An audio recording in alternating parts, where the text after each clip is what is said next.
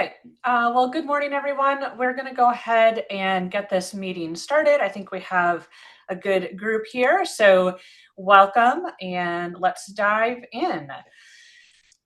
So what we're going to be talking about today, I'm going to be giving, this is really all about the CoC NOFO, the 2026 NOFO, and then particularly we're going to be talking about the process for renewal applications.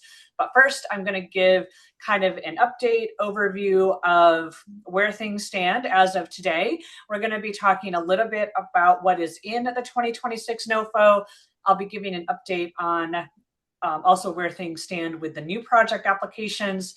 And then we're going to be diving into details around the renewal project applications and scoring. So just for some housekeeping tips. So this meeting is being recorded. I do see, I had a comment from my colleague, Tori, but Tori, I do believe I selected record. If I did not, if you could please remedy that for me. But as far as I know, I did select that the meeting is being recorded. It does look like that. The recording will be posted to our website by early next week, along with these slides. If you are not speaking, just please keep yourself on mute as always. But as we go throughout the webinar, you are free to come off mute, raise your, to ask a question. You can raise your hand, put it in the chat, what have you, however you want to communicate. So for those who will be applying for renewal funding, participation in this webinar is not required, but we do strongly encourage it, but it's not something that is required. So again, all the materials from today are going to be posted to HAN's website, and I will be showing a little bit later on kind of the details of what's on our website. Okay, so let's start with kind of where things are today as it relates to 2025 CoC grant agreements. So as of today, all of the FY 2025 grant agreements, not the award announcements have been made. So these are announcements that all of our currently funded programs will be funded for their FY 2025 grant term. So there was no CoC competition held in 2025. That is because of the litigation that was filed in response to the 2025 NOFOs. But Congress did direct HUD to award non-competitively, meaning outside of the competition, all current CoC projects for that FY 2025 grant term. And so that grant term funds all of our existing projects into 2027. All of these grants have different grant terms, and so they are now funded into 2027. Now, the award announcements have been made, but not all grant agreements have yet been received by those agencies. So if you are on this call and you are expecting to get a grant agreement and you have not received it yet, you can reach out to the local HUD field office just to kind of get an update. And I would ask that once you do receive that grant agreement, if you would just let me know. It's just helpful for us to keep track of who's getting those grant agreements. So again, the award announcement or the award letter that you may have received is different than the grant agreement itself. So with these non-competitive awards that were made, the Detroit CoC was awarded a total of just over $40 million.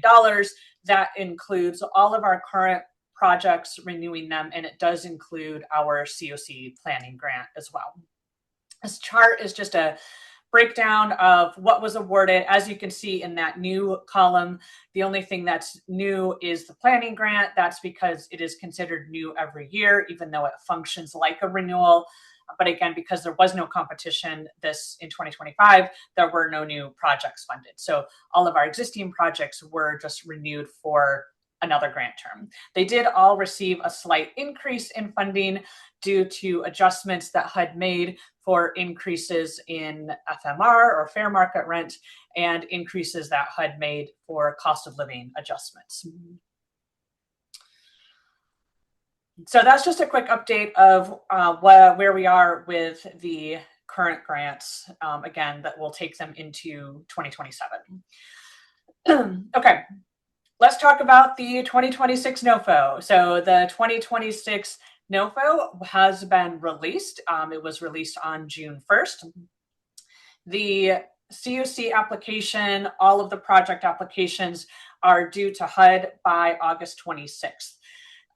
The CoC application, we're not going to be talking about that much here today, but just know when we talk about the CoC application, that is the overarching application that HAND staff complete as part of our role as the collaborative applicant. So you as provider organizations will be completing project applications, but when we talk about the CoC application, that is the work that HAND does, that we complete, that's submitted to HUD. That CoC application is scored and evaluated by HUD, just as the project applications are. So everything is due by August 26th. That time frame is pretty typical. There's usually about a 90-day window from when the NOFO is released to when it is due. So that's what we're seeing here. So that time frame is not unexpected. So as you can imagine, there's a lot of work that needs to be done before the end of August. So let's go over some key points that were in the NOFO. So some of this may look familiar because we've touched on it before in prior spaces when we've talked about prior NOFOs, that HUD NOFOs that this administration has released. But to start off with, the NOFO lays out 8 priorities that HUD has for the continuum of care funding. So this, again, is not unusual in terms of every year when HUD releases the NOFO, they also give their priorities of what they hope to accomplish with this funding. So every NOFO, every administration lays out their own priorities for the CoC funding. There is a shift in HUD's priorities this year, a shift from what we have seen in the past. So here are HUD's priorities for CoC funding. They want to improve outcomes. They want to create competition to improve innovation and accountability. They are looking to restore balance to the continuum of care. There is a prioritization on treatment and recovery as a means to self-sufficiency. They are promoting economic self-sufficiency. They have a goal and a priority of advancing public safety for all. They do want to minimize trauma for vulnerable persons. And they are hoping to expand access to CoC funding based on merit and not ideology. I took those verbatim from the NOFO. The NOFO itself goes into a lot more detail on what HUD means by these priorities and why these are priorities for the administration. So overall, this NOFO places a pretty significant emphasis on transitional housing and supportive services only projects. Again, it places a significant emphasis on promoting substance abuse treatment and recovery, and an emphasis on promoting self-sufficiency. So now in this NOFO, HUD did define what they mean by self-sufficiency. They defined it as in a couple of ways. They provided the dictionary definition of self-sufficiency, but then they also stated that they define self-sufficiency as persons, that should say exiting, not existing. Sorry for the typo. They defined it as people exiting CoC-funded program with no further public assistance. So in other words, individuals moving to market rate housing that they are able to sustain independently via employment income or another source of non-public benefits. So in general, this is how HUD is viewing self-sufficiency when they talk about wanting to promote self-sufficiency. So this NOFO that was released on June 1st does have some pretty key differences from the December 2025 NOFO. So HUD released that NOFO in December of last year. Again, due to the litigation, they were not able to implement that NOFO or enact it. But we looked at that December 2025 NOFO as a way to plan for what we anticipated to be in this NOFO. There are some changes from the December NOFO to the current NOFO. I'm going to go over some of these pretty key changes, and then some of those we're going to be talking about in more detail. So the first key change, HUD removed the 30% cap on permanent housing. There is no language in the NOFO on a 30% permanent housing cap. However, there is other language that speaks to some limitations in the amount of permanent housing projects that a CoC likely will submit. And we're going to dive into this a lot more, but just know that explicit language in and of itself is removed. They did set tier 1 at 60%. We were expecting this. That was that is also part of the congressional mandate. They could not set tier 1 lower than 60%. We're going to be, again, talking more about what that tier 1 means, what this permanent housing business means. So we'll be diving into that more. They have set aside $1.3 billion of their funds to fund new transitional housing and supportive services only projects in tier 2. Again, we're going to be talking about this more, but this is just something that was not expected. And they also set aside $430 million to fund permanent housing projects that serve families and children. So again, those two pots of set aside funding was explicitly called out in this NOFO. I will note that the $1.3 billion set aside for new transitional housing and supportive services only is roughly 30% of HUD's total $4-something billion allocation that they have for CoC program funding. So about a third of their funding, they are specifically setting aside for new TH and SSO projects in tier 2. Some additional kind of select changes. I see a couple of questions. I'm going to get through these next few slides and then I'll pause for questions. So just, hold on to that. They changed some of the language regarding new transitional housing projects. So for new transitional housing projects, and this would include any project that is transitioning from PSH or rapid rehousing to transitional housing, those are considered new projects. These new projects will be expected to require participants to engage in at least 20 hours of services. Could be employment services, case management services. They give kind of a description there. Except for individuals who are over the age of 62 or with handicaps as defined in the CFR that they give, or with a developmental disability. So a couple of changes. This is a change from the prior language that required 40 hours of services in new transitional housing programs. So they reduced that to 40 hours. This language around the 20 hours also only applies to new transitional housing. There is language around service participation expectations for other project types, but this explicit 20 hours is called out only for new projects. The other thing I want to point out is this definition that they give of kind of who could be excluded from this 20-hour expectation. They are referring to this 24 CFR 8.3. Feel free to look that up if you want. This is different than the McKinney-Vento definition of homeless person with a disability. They are citing a different regulatory source that is a more narrow definition of disabling condition, and which may exclude people who have HIV or AIDS or people whose primary diagnosis is a substance use disorder. So our sense is that HUD was intentional in calling out the regulations that they did. I think this may speak to their expectation that if someone, if they do have a substance use disorder, there's still an expectation of their participation in these services and or treatment.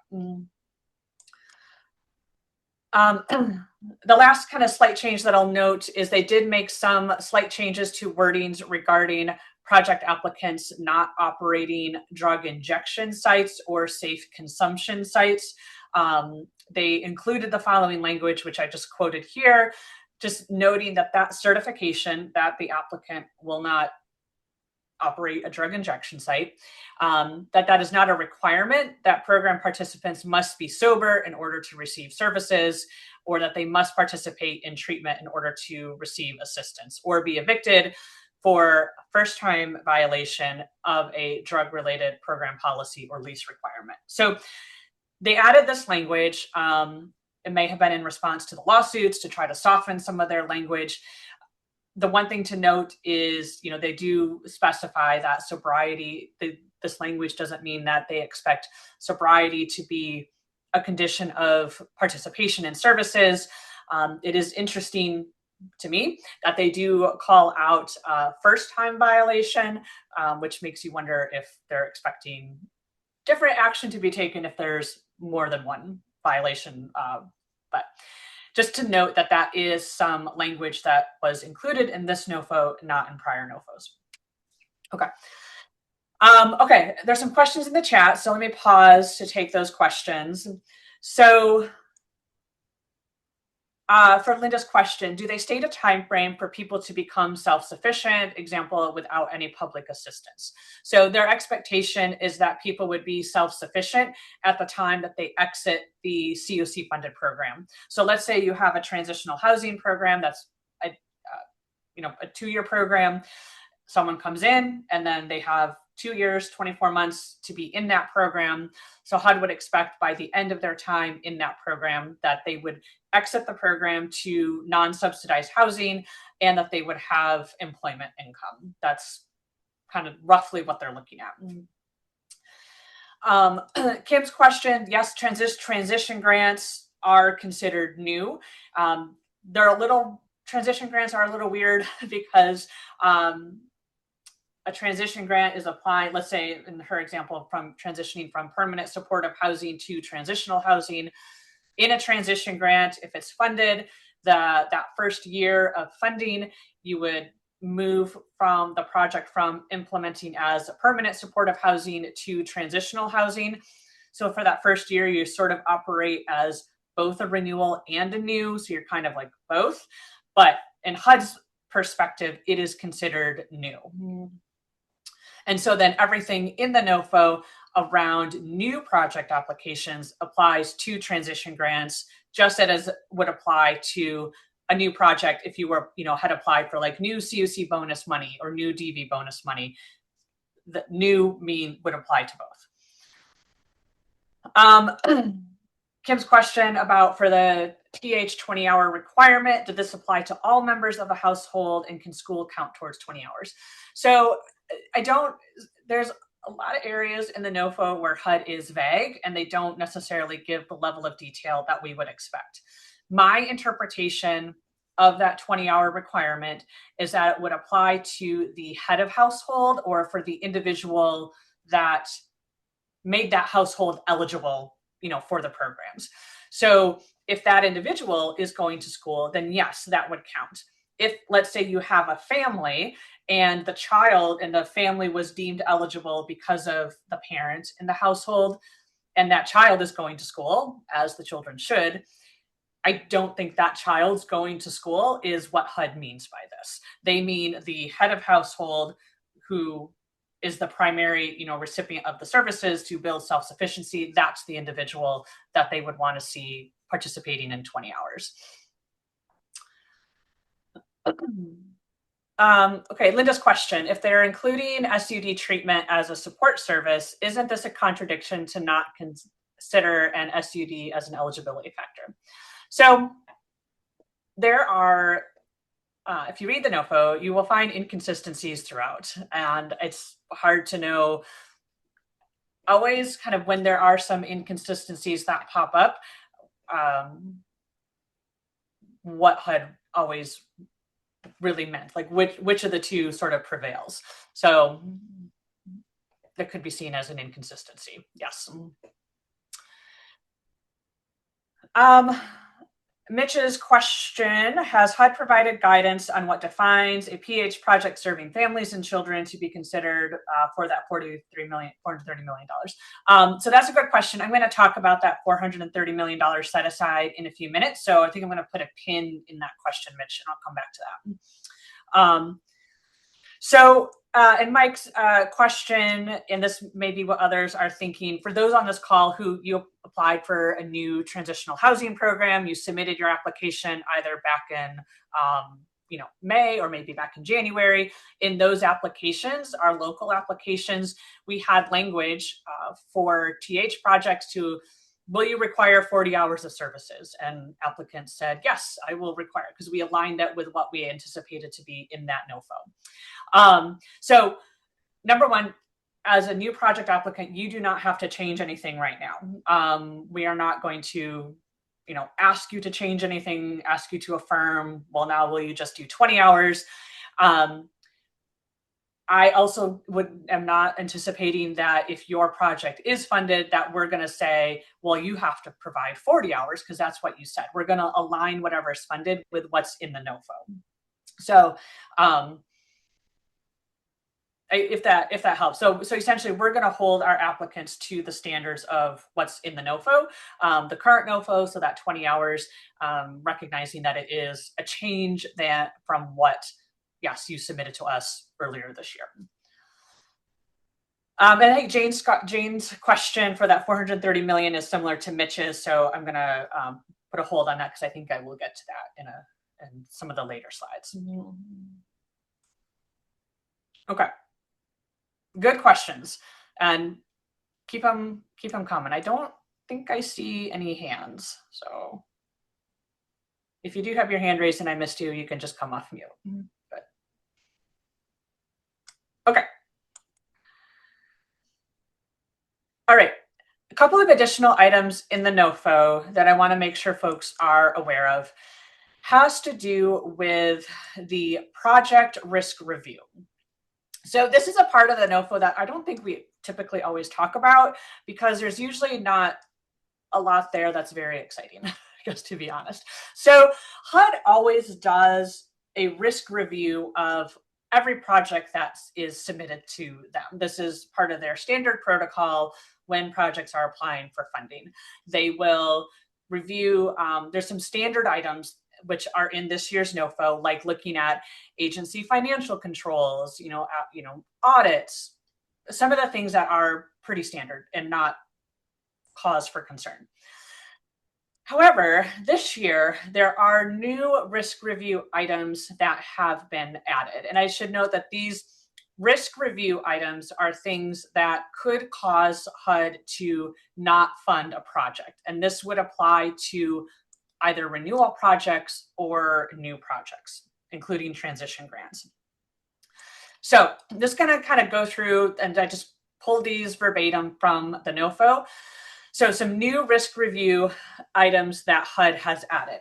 And this applies, I believe this is intended to apply to either the agency as a whole or the individual project.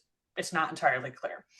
But they indicate that they will take into consideration public sources like news reports, Inspector General findings, Government Accountability Office findings, or complaints with a reasonable basis.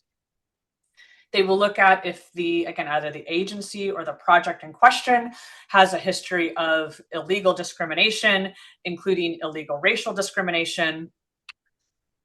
They will look at the project's ability to promote self-sufficiency and economic independence. And they will look to see if either the agency or the project, it's not clear, has a history of subsidizing or facilitating illicit drug use or other illicit activities that conflict with the purposes of this NOFO. All right, so now you may be asking yourself, well, what does this mean? How will HUD determine if my agency or my project has been doing any of these things? And the NOFO does not clarify. It says that HUD may use the results of the risk review alone to reject a project application. But the NOFO does not detail how HUD will evaluate these items or what within these items would cause HUD to reject a project application. But I wanted to at least make folks aware of this language that is in the NOFO, this new risk review. Again, this is an example of other places in the NOFO where HUD is vague. They do not give further details, and things seem to be somewhat arbitrary and open to various interpretation. Okay. All right. So those were some of the key differences or things that we saw in the NOFO. That is certainly not an exhaustive analysis of the NOFO by any means. Would strongly encourage folks to view the webinar, the recording that I just dropped in the chat. This is a deep dive analysis of the NOFO that was done by the National Alliance to End Homelessness. They held this webinar earlier this week. It's about 90 minutes long, but it is really, really good. It is full of even more details from what I am able to discuss here. And it will really give you a much greater insight into what's in the NOFO and some of the perhaps more challenging aspects to it. So strongly encourage you to view that webinar if you did not attend the session. I think it was held on Wednesday of this week. Okay, let's talk about the permanent housing in the NOFO. The fact that the NOFO does not have an explicit funding cap for permanent housing projects. To start off with, as a reminder, permanent housing includes PSH, rapid rehousing, and our joint component projects, THRRH. So those all three project types are considered permanent housing. So as I mentioned earlier, that 30% cap language was in the December NOFO, so we had based our local planning assuming that that language would be in this 2026 NOFO. So even though that language is not there, there will still need to be some strategic decisions made on our permanent housing projects because of how HUD is going to handle Tier 2 projects this year. So we're going to be talking a bit about Tier 1, Tier 2, and what this all means. This is a bit of a unique situation in that HUD is being very explicit in how they are going to and what they're going to fund out of Tier 2. So they'll start with Tier 1. So Tier 1 is the amount of funding that is considered safe. It is 60% of our annual renewal demand, ARD. That's essentially the total amount of funding available to fund current projects. That dollar amount, it's so 60% of our ARD. We were expecting that. That's what we were expecting that level to be. As mentioned earlier, HUD has specifically set aside $1.3 billion of its funding to fund new transitional housing and SSO projects in Tier 2. And SSO could include street outreach, standalone supportive services, or coordinated entry. All of those are considered SSOs. So Tier 1, again, Tier 1, the kind of pie chart on the left, just to kind of demonstrate it visually, that's the amount of funding that's considered safe. Tier 2 funding is subject to competition, meaning how well we score on our CoC application will drive how many of our Tier 2 projects we receive. Historically, Tier 1 has been set at closer to 90% of our funds, with 10% of the funding being in Tier 2. So you'll recall one of HUD's priorities with this NOFO is to restore competition to the CoC. This is what they mean by that. They have had the perspective that CoC funding is not competitive because so much of it is historically been in Tier 1. So they're making these shifts to restore the competition. So 40% of our funding will be in Tier 2. So 40% of our funding, again, we will get those Tier 2 projects based on our CoC application score. So as I mentioned earlier, HUD is being very explicit in how they are going to fund tier 2 projects, but they also lay out how they're going to fund all projects. So these are their order of funding priority and how they're going to fund projects. And we're just going to kind of walk through this. This is detailed, greater detail in the NOFO. So the first types of projects that HUD is going to fund are CoC planning grants, or for agents, CoCs that have UFA costs, essentially the planning grants. These are grants that don't come out of our annual renewal demand. They're kind of taken off the top, but they still eat up, some of that $4 billion that HUD has, but they fund them first. Then HUD is going to fund all tier 1 projects. Again, tier 1 is considered safe, not subject to competition. So as long as those projects meet HUD's thresholds, they're going to fund all of the tier 1 projects across the country. So then HUD is going to fund new domestic violence bonus from tier 1. Again, if it had already been kind of picked up, and they're going to look to see, okay, what have we funded? What have we funded in DV bonus? Have we met our $104 million threshold? That's how much they have set aside for DV bonus. If they have not funded $104 million in new DV bonus, then they'll start funding new DV bonus projects from tier 2 until they meet that $104 million set aside. So then their kind of fourth priority, HUD is going to look at all of the projects that they funded up to this point, and they're going to see, have we funded $403 million worth of permanent housing projects that serve families and children. So this could include either new or renewal, PSH, rapid, joint component projects, kind of that whole, everything we considered a permanent housing project. They're going to see, have we funded $403 million worth of these projects that serve families and children? HUD does not define what they mean by projects that serve families and children. They don't clarify. They don't define if that means a project that only serves families with children, or a project that serves both families and children plus some individuals. And if the latter, like what proportion have to be families, they don't define it. My sense is, if based on, at this point, HUD has primarily funded tier 1 projects. If they haven't met their $403 million set aside, then they're going to start funding permanent housing projects that serve families with children from tier 2. My guess is that based on the fact that most CoCs around the country are going to be putting their permanent house, are going to be putting in tier 1 their permanent housing projects, HUD is going to meet this threshold just by virtue of what they will have funded by funding tier 1 projects. It seems a little odd that they explicitly called out this set aside when it doesn't really feel like they will have to do anything explicit to meet that set aside. But and again, when HUD says permanent housing projects that serve families with children, they mean either PSH, rapid rehousing, or joint component projects. So any of those project types.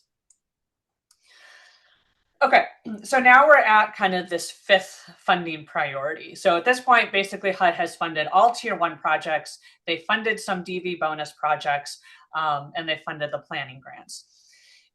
So now HUD is at that fifth level. They are going to start funding new transitional housing and supportive services only projects that are in tier 2. This is that $1.3 billion set aside that they're going to be using to fund those new projects. That could include additional DV bonus projects that have not already been selected. So then we get to the sixth point. If there are funds that remain, HUD will fund other new projects in tier 2 until they meet that $1.3 billion threshold. Then that seventh tier, if funds remain, HUD will fund renewal projects in tier 2. And again, all tier 2 projects are funded by project score. So again, really with this order of priority, HUD will be focusing on funding out of tier 2 new projects and specifically new transitional housing and supportive services only projects. So given this, it is highly unlikely that any renewals that are placed in tier 2 would be funded. As we kind of look through HUD's funding priorities and how like the very last thing that is on their list to fund are renewal projects in tier 2. Also, given the fact that, 60% of their funding will be used to fund tier 1, 30% of their funding is used for this $1.3 billion set aside. Plus, you have CoC planning costs that they're funding. Less than 10%, and definitely less than 10% of HUD's funding may be available and may be left by the time they get to renewals in tier 2. So we are, interpreting this and looking at this with it being highly unlikely that any renewals in tier 2 will be funded. I will pause there, and I see Jane's question. So Jane's hand, go ahead. And HUD has to meet their $430 million target. Right, which, as I said, I think they will meet that $403 million families target just by virtue of what they're going to fund in tier 1. That's not given the fact. Just how much? I'm just curious. I don't want to go down a rabbit hole, but sure. What are there? How many projects, or are there quite a few projects that the hand selected to be PSH renewals in tier 1 that are serve families? And what do you mean by serving families? And I'll tell you, I know that sounds like a stupid question, but it's really not. Yeah, not stupid, because all of our PSH projects, none of them prohibit families from entering. Right. Yeah, no, you're right. It's not a silly question. So HUD has not defined what they mean by serving families. Again, they have not defined if that means you only serve families, or if 50% of the people you serve are families. Like they have not defined it. I have submitted the question to HUD, asked them to define it, but we'll see if they respond. I will say, as I mentioned earlier, so $403 million, that is 10% of HUD's $4 billion that they have to give. My sense is, and CoCs around the country, their tier 1 projects are all going to be primarily PSH or rapid. They're going to be permanent housing. So when HUD is doing this their second funding, priority, they're going to be funding all of those tier 1. So they are going to be funding a good amount of permanent housing projects from around the country. And like in other communities, like in Detroit, those permanent housing projects will serve families to some degree. So my sense is that HUD will be meeting that $430 million set aside just by virtue of what they're funding in tier 1. So that's why it kind of seems odd that they are explicitly calling it out in the NOFO as though they're going to have to take extra steps. I don't think they will. They're going to meet that threshold by virtue of what they have funded in tier 1. Just to be clear, it's $403 million. I have the numbers transposed in my chat. Yeah, $403 million. Yep. Not $403 million of new funding. $403 million. Okay, got it. Yep. So our strategy is, how do we roll the dice in tier 2? I'm going to be getting to that. Yeah. In a minute. Yep. I don't. Yep. All right. Nope. You're fine. Yep. Yes, Linda.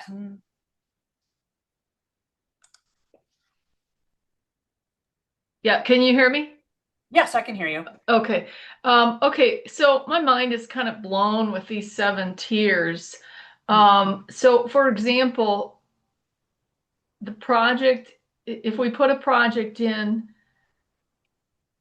transitioning a permanent supportive housing project to a transitional supportive housing back in January, where would those fall? Which of those 7 levels would those fall? Yeah, that's a great question. So transition grants are considered new grants. So a transition grant that's transitioning from PSH to transitional housing or from PSH to SSO, they would fall within that fifth category, that fifth bucket, because it is a new project and it is transitional housing or SSO. So that is good news in that respect. When we consider which projects, we may be looking to transition to something else, again, they're considered new and they'll be TH or SSO. So they would be included in that $1.3 billion kind of set aside. So here's the reading between the lines of all of this. As I said earlier, HUD did not explicitly say in this NOFO, you can only submit 30% of your funding for permanent housing. But what they have in essence done is said, okay, if you want to keep your permanent housing, we can guarantee 60% of your funding will be permanent housing. The rest of it, if you put permanent housing renewals in tier 2, you're not going to get them. So that's going to drive CoCs to transition whatever of their permanent housing projects they can't put in tier 1 is going to drive CoCs to transition them to TH or SSOs. So it's not an explicit cap, but it is, in essence, cap is not, I don't know if that's the right word, but it is a incentive for CoCs to transition their projects away from permanent housing to something else. Okay, thank you. Yep. All right. So again, like I said, keep in mind when we talk about new projects, we're talking about either transition grants or new, if you applied for, again, like CoC bonus or DV bonus, all of those are considered new. So Pam's question, is there any estimate on how far the funding might go for the new TH or SSO projects? So if you mean in terms of what we may see here in Detroit, in terms of what of our tier 2 projects we may get funded, I don't have an answer for that. Again, we are currently looking through the NOFO, looking at that scoring criteria for the CoC application, which drives how much of our tier 2 funding we receive. So I think our sense locally is that we will get some of our tier 2 projects. Yeah, we're not, our CoC application, I don't think is going to be so horrible that we're not going to get any of our tier 2 funding. I think we feel confident that we will get some. How much of that sum will we get is not known and it's hard to say.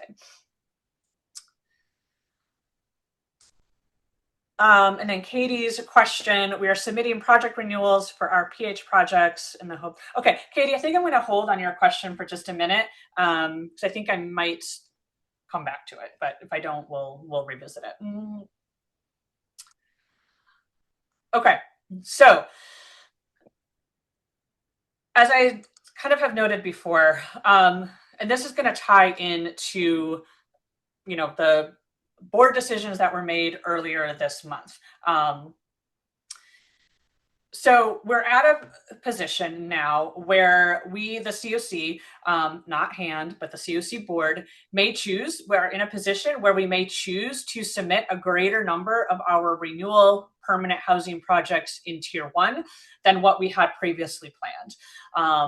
However, the big however, our currently funded permanent housing projects, so if you currently receive PSH, rapid, or joint component funding, should not assume that just because this NOFO does not contain that 30% cap, that your permanent housing project will now be submitted for renewal as permanent housing. I need to make that clear. There will still be some changes made to our permanent housing projects. If we look at the math, we cannot fit all of our renewal permanent housing in tier 1, and renewals in tier 2 are unlikely to be funded. Our tier 1 amount is $23 million. The sum total of all of our existing permanent housing projects is $35 million. So obviously we cannot fit all of our renewal permanent housing in tier 1. And as we talked about before, renewals in tier 2 are unlikely to be funded. So to recall, at the June board meeting, the board did vote on some recommendations, and these recommendations were developed in the light of the anticipated 30% cap on permanent housing. So they voted on, which of the kind of initial set of permanent housing projects should be submitted under what, again, we anticipated a 30% cap. There were some permanent housing projects that were approved to transition to something else. And then there were, at that time, some final decisions on some additional PSH projects that were still kind of pending. So in light of what's now in the NOFO, there will be additional recommendations that are going to be coming to the board that will build off of what they decided in June.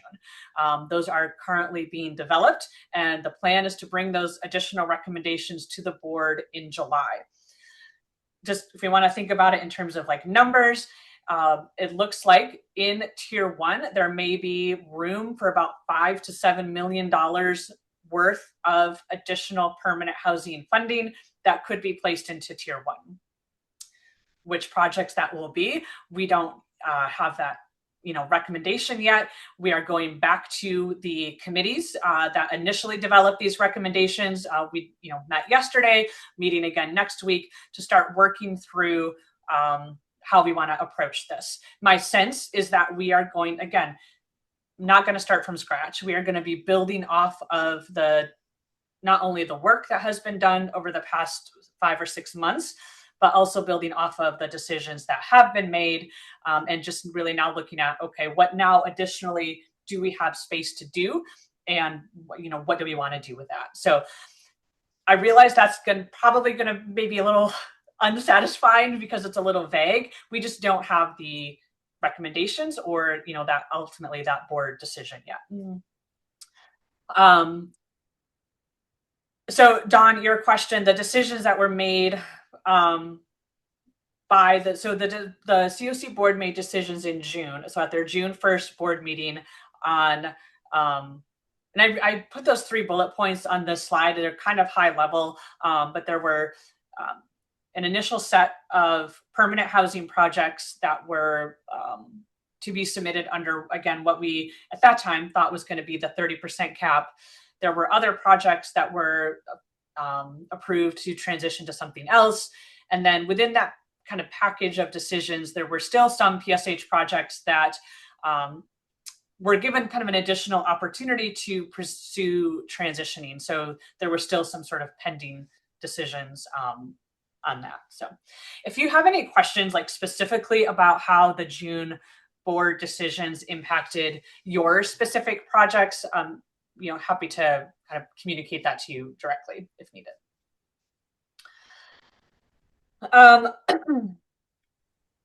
Yes, Jane.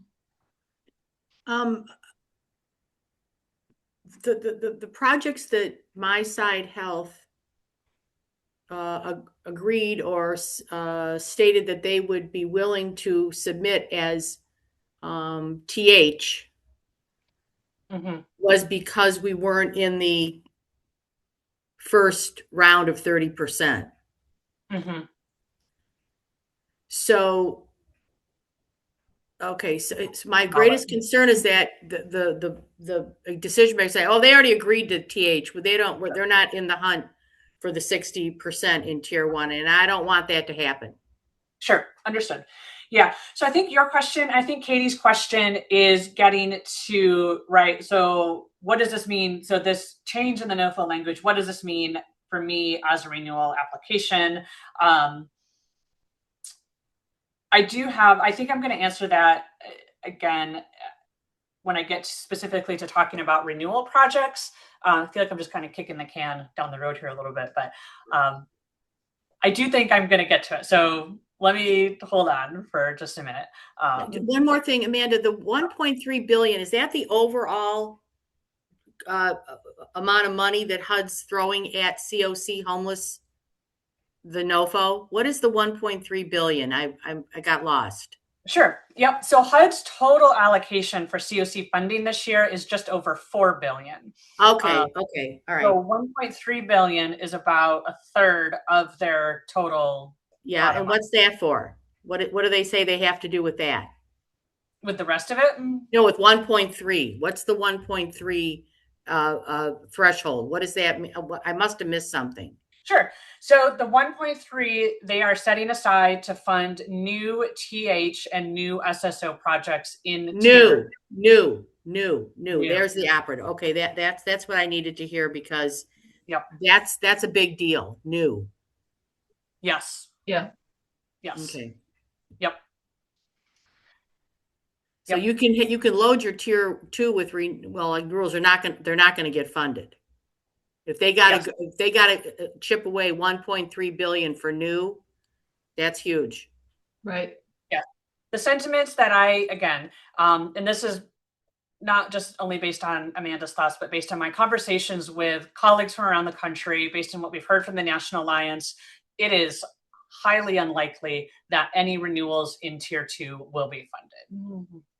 So again, HUD is, and if a project from tier 2 is not funded, that is money that is in a sense lost to the CoC, right? You could, sure, there may be further opportunities in future competitions to get new money to kind of maybe recoup some of it, but the long and the short of it is it's essentially lost. You've lost that money. So HUD is, again, incentivizing CoCs. Like, if you want your best chance to keep as much money in your community as possible, you're not going to put renewals in tier 2. You're going to change your permanent housing projects to something else, and you're going to put them in tier 2. That's going to be your best chance to retain as much funding as possible in your CoC. So it's a much more subtle way for HUD to drive communities to align themselves with their priorities.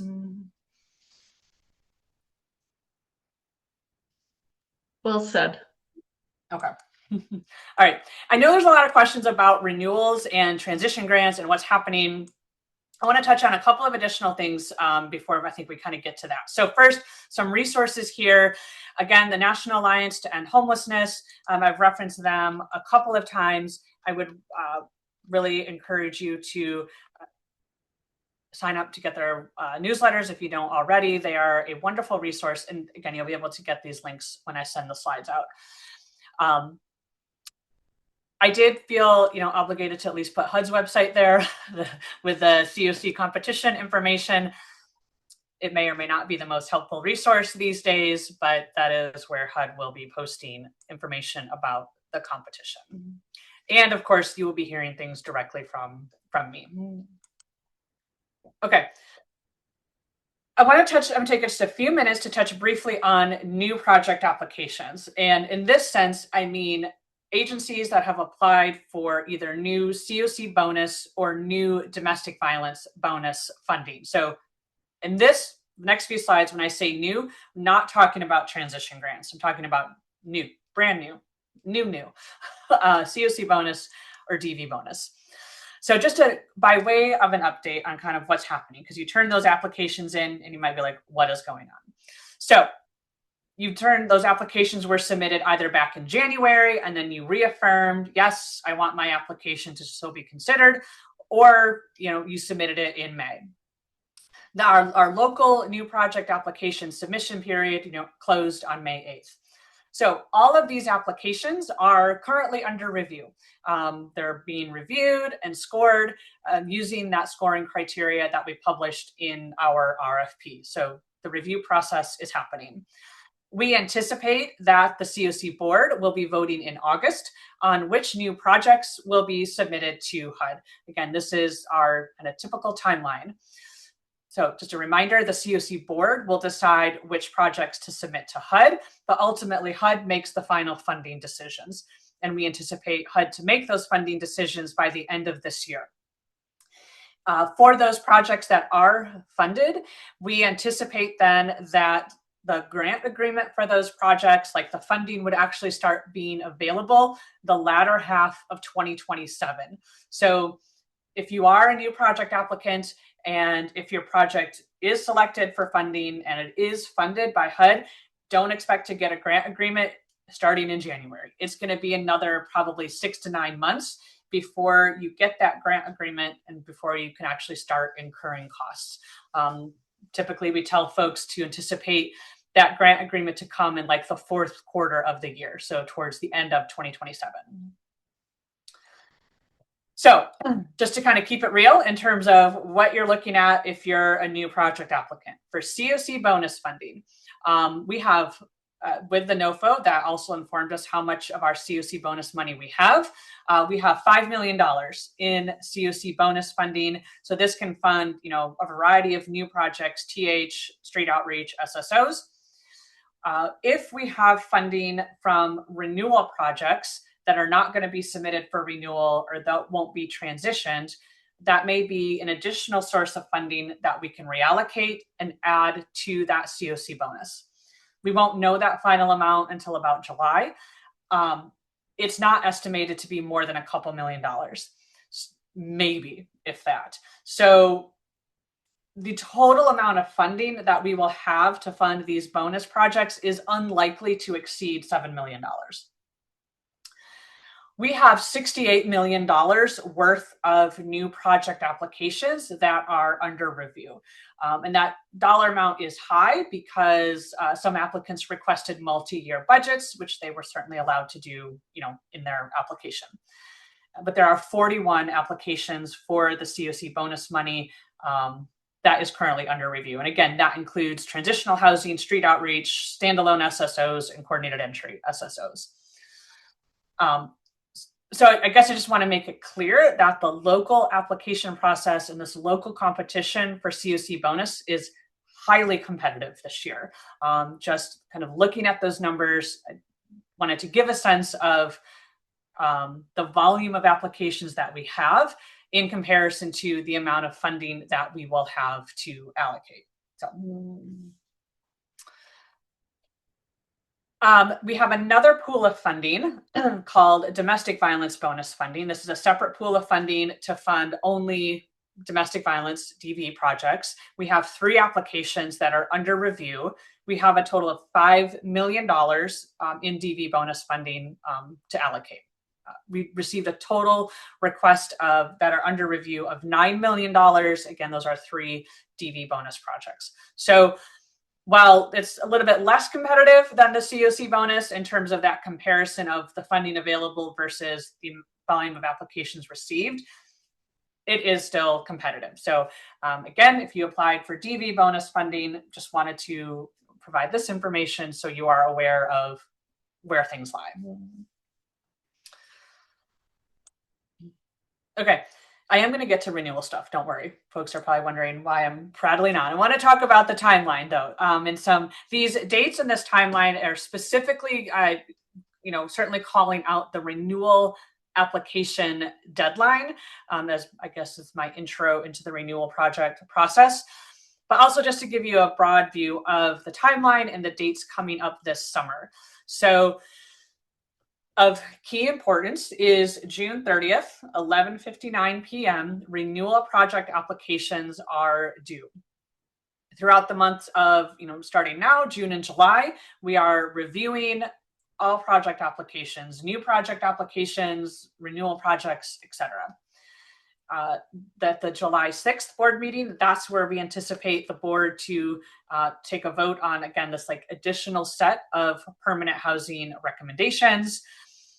You'll see on this chart, July to August eSNAPS project entry. So again, if you're a renewal applicant, you'll know what eSNAPS is. That's the online portal where you will ultimately have to submit your application to HUD. If you don't currently receive CoC funding and you may be wondering what is eSNAPS, it is the online application portal where you submit the project to HUD. And I will be providing additional guidance on eSNAPS access, all of that good stuff. For those of you on this call who currently receive CoC funding, have access to eSNAPS, make sure that everything in eSNAPS is up to date. Number one, that you can access it, that you can log in, that more than one person at your agency can log in. Make sure your project applicant profile is up to date. Just start doing those sort of basic administrative steps to get ready. eSNAPS is not currently open. We don't know when it will be open, but just be aware of this timeline. So we then again anticipate at the August 10th board meeting that the board will vote on those new project applications. At August 12th, so shortly thereafter, we will have the final project priority ranking list. So this will be the list of projects listed out by project name in terms of what will be in tier 1, what will be in tier 2. And then ultimately by August 25th, everything will be submitted to HUD. So for those of you, again, on this call that are going to be submitting a renewal application, June 30th, 11:59, everything is due. Do not miss this due date. Do not miss this deadline. I'm going to feel like I am emphasizing this more than is necessary. Anything received after 11:59 p.m. on June 30th will be late. If it comes in at 12 o'clock a.m. on July 1st, it is late. Anything after 11:59 p.m. is late. Do not wait until the last minute to hit send. I recognize that there's a short window of time between when we release the renewal application on June 8th and June 30th. I get that. But again, the deadline is what it is. So this is the timeline. Okay. All right. So from here on out, I'm going to be talking even more about renewal projects and hopefully answering some of these still kind of outstanding questions that folks have about, is my project being transitioned or not? What is happening? So who needs to submit a renewal application? Everyone. So all projects that are currently receiving CoC funding with a current grant term that's expiring in 2027 must complete this application. Even if you have not yet received your FY25 grant agreement, that should still be coming, but we know your project has been awarded. All of our existing projects in Detroit have been awarded for their grant term that will end in 2027. So you need to submit a renewal application. So this includes all PSH, all rapid, all joint component projects, including those projects that may have submitted a transition application. Either you submitted a transition application back in January, or you submitted a transition application on June 5th. This also includes projects that have already affirmed, I am willing to transition to something else, or if the board at that June 1st board meeting did vote to approve that transition application. You still need to submit this renewal application. All HMIS and coordinated entry renewals and all YHDP projects also have to submit. So to keep it simple, everyone has to submit a renewal application. With the caveat, we have, of course, there's always a caveat. We have one project, a lighthouse permanent housing project that is not, their grant is not expiring until 2029. So they're the only one that doesn't have to submit because they are not yet up for renewal in this year's competition. Everything else, all of your current grant agreements, all of your current grants will expire in 2027. So you have to submit a renewal application. Okay, I've sort of belabored this point. But here's why. Because ultimately, all of our projects are going to have to be ranked. Even if your project ultimately is going to be transitioned to something else, we're going to have to rank you in that ranking order. And typically, the project score that you receive is an element, one of the factors that is used to rank projects. So here's the question that I know folks are asking, and I kind of already have reiterated this. I have a renewal PSH or rapid rehousing project, and it was approved by the board on June 1st to transition to TH. Or maybe I submitted another transition application on June 5th. Do I submit this renewal application as PSH or rapid, whatever it currently is, or do I submit it as TH or the project I'm transitioning to? You're going to submit your renewal application as based on how your project currently is. So if it's currently operating as PSH, you're going to submit the PSH renewal. If it's currently rapid, as the rapid renewal, joint component as the joint component renewal. So this is because your project has not transitioned to that other project type yet. It is not yet transitional housing. It is currently whatever it currently is, PSH or rapid. And therefore, when we're looking back on project performance, there's no transitional housing related project performance to look at because it's not transitional housing yet. So we're going to be looking back and evaluating it as permanent supportive housing or as rapid rehousing. Additionally, keep in mind, and I referenced this earlier, a transition grant is, while it's new, it's also sort of a renewal in that it will be operating for a short period of time as PSH or rapid, whatever it currently is, before it becomes that new project type. So it is going to be evaluated as it is in its current project type. Okay. Another question that we anticipate folks may have is, so my renewal PSA, you have a renewal PSH project that it was not approved by the board at their June board meeting to be submitted as renewal PSH funding. And maybe I don't know if I'm going to transition. Transition doesn't seem to be a good fit for me. What do I do? Do I still need to submit this renewal application? Yes, because as we mentioned earlier, we are in a position where looks like we have space to submit an additional amount of renewal permanent housing funding to HUD.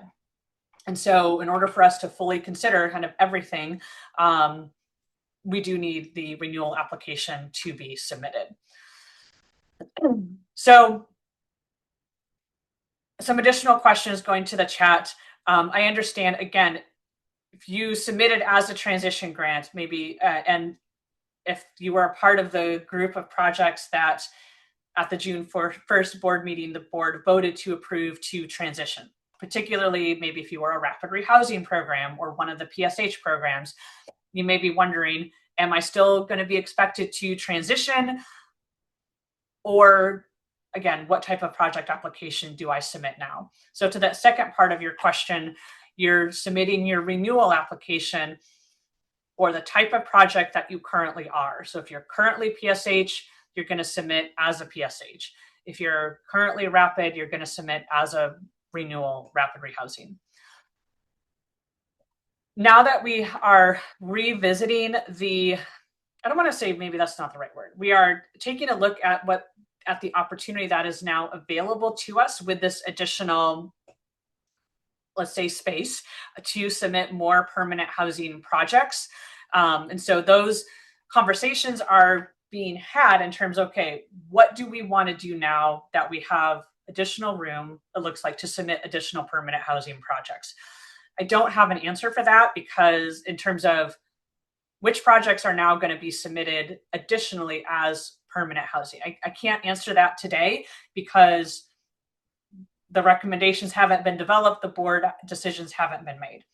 What I will say is what I anticipate happening is that we will stay as close as possible to the decisions that have already been made at the board meeting. So if you have a project and a certain decision has already been made for your project,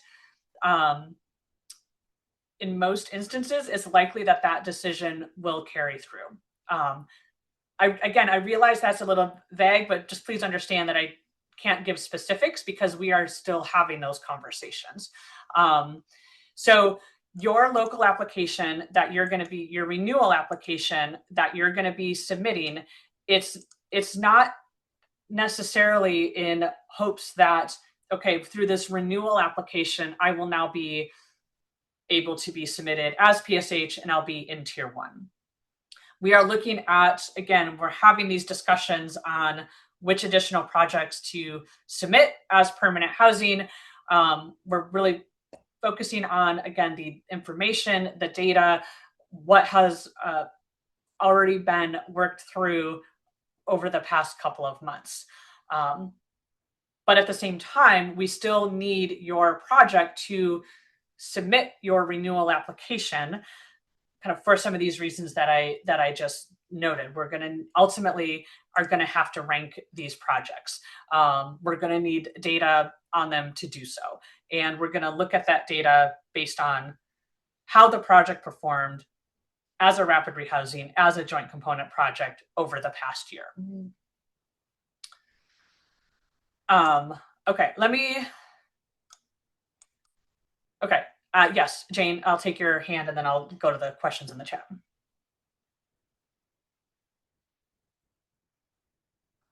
Okay, I saw your hand went down. Okay. You already did that, right? Your last statement, to see how they perform. You have that chart that shows, the rank, how everything was ranked. Why don't you just move the line down to where 60% is? Yeah. So straight up transparent. My husband would understand that. And not that there's anything wrong with him, but he's not. My point is that would be so clear. So I also understand what you're saying, Jane. I can't speak to specifics on what is going to happen, how this is going to impact this, meaning the opportunity that we now have in the NOFO, like what that's going to mean for our renewal permanent housing. And I say that because I can't speak for a decision that has not yet been made. I don't want to give a false communication that, oh, X, Y, and Z is now going to happen, because I do not make the decision on what X, Y, and Z is. The CoC board does, and they have not yet made that decision. So unfortunately, we're going to have to wait a few more weeks to know what that decision is going to be. One thing that I will say is that we are aware that a number of agencies that were currently operating as PSH or Rapid, what have you, submitted a transition application to do TH, but would really prefer to remain as permanent supportive housing. We are aware of that, and we are also going into this with the kind of the viewpoint that for the most part, not necessarily for all, but for the most part, projects that are currently operating as permanent housing would prefer to remain as permanent housing.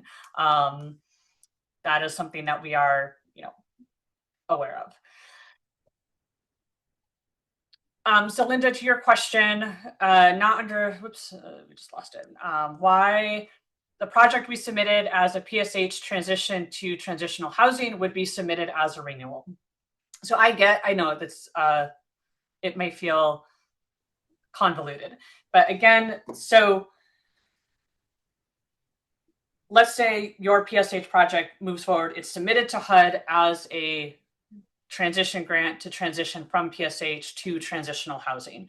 We are ultimately still going to, here's why you still have to submit as a renewal PSH. We're going to have to rank your project. Whether it's in tier 1 or tier 2, every project that's submitted has to be ranked, meaning it's given a distinct number, 1 through whatever. Every project has to have a distinct spot on that project ranking list. And we need something to make that distinguishment. we do that based on data, right? Based on what's number 1, what's number 2, what's number 23, what's number 25. And the factors that we often use includes your performance as a PSH project over the prior year. So we need you to submit as a renewal, because we are going to be evaluating your project on how you performed as a permanent supportive housing project. That will be helpful and used in this ranking. We can't evaluate how your current project performed as a transitional housing project because it hasn't performed as, it's not transitional housing yet. So we can't say, oh, well, we want to rank this transition project here because it performed well as a TH, because it's not TH yet.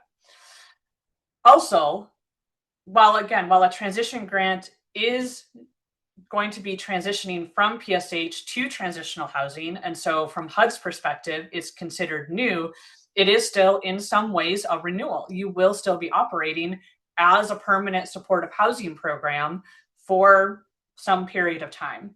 And so there's an aspect to which we could consider it as a renewal, because you are going to be renewed for continued PSH funding or PSH programming, even though ultimately you will shift from PSH to transitional housing.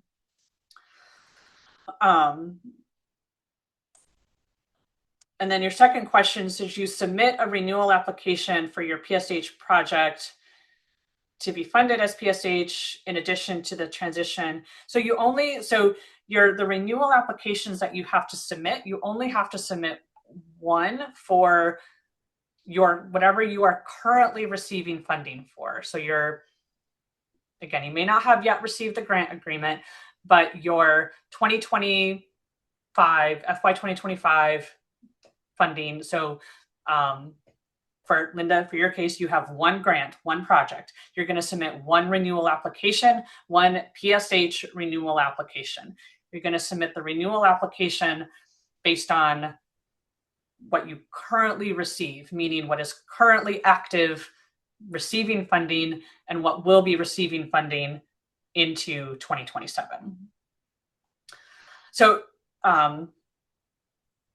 yeah, Kim, a transition grant is renewal for the application and new for the CoC's application to HUD. I think that's a decent way of, I think, looking at it. Yeah.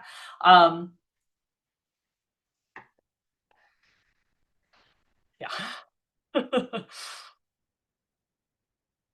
Okay. Why is this so confusing? Everything is confusing this year. Just want to acknowledge that and call that out. It's confusing for us. It's confusing for, hand staff, for me, who is deep in the weeds in this every day, all day. So I get that, there's just a lot of moving parts and a lot of shifting parts to this. And it has been like this for the past several months. This year's competition has definitely not gone in a straight line. Things that we anticipated to happen did not happen. Other things happened that we weren't anticipating. And at the end of it, we are just trying to make as thoughtful and as strategic decisions as we can with our funding to try to keep as much of these resources in our CoC as we can, while also doing so in a way that hopefully best meets the need in our community. Also recognizing, though, that things are going to change, and and because of sort of the way that HUD is forcing us to change. So if you're feeling like your head is swirling and you're like, which way is up? I get it. It is a lot. And it has been a lot that has shifted, not just over the past couple of months, really over the past 18 months. It feels like we're constantly trying to figure out what's next,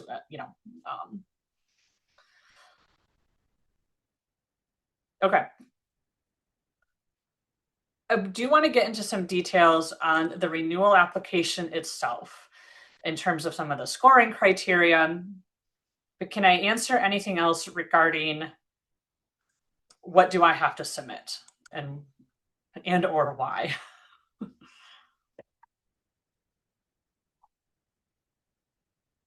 To keep it simple, if it helps, in a way, you could think of this as, and I know for many of you on this call, you've been doing these renewal apps for many years. In many ways, you could think of it as the same as what you've done in prior years. You have a current project, you have a current PSH project, a current rapid rehousing project. You're going to submit for renewal your renewal application for that project. If nothing else, hear me say that, because that is what we need you to do. I know there's maybe other things swirling around. Is it going to transition or not? Why do I need to do this? At the end of the day, we need you to submit your renewal application as the project it currently operates as. So if that helps to distill it down at all.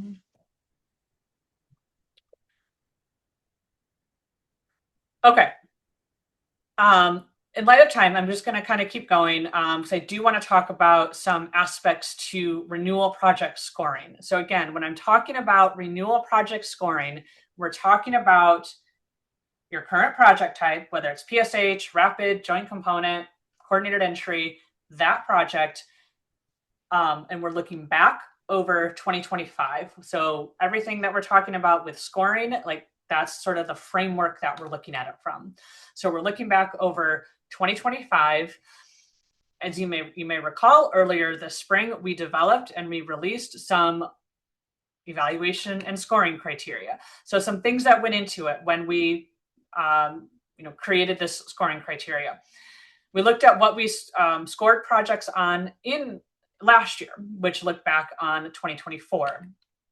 We looked at some preliminary data on what is performance looking like, over this past year to kind of get a sense of where folks may be landing.